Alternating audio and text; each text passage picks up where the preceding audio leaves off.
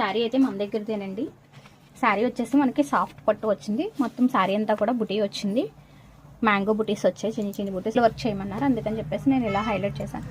Hand అయితే flower ప్యాటర్న్లో వచ్చింది. న్యూ వర్క్ అండి. ఏ వర్క్ అయినా కలర్ కాంబినేషన్ బాగుంటే వర్క్ అయితే సూపర్ ఉంటుంది.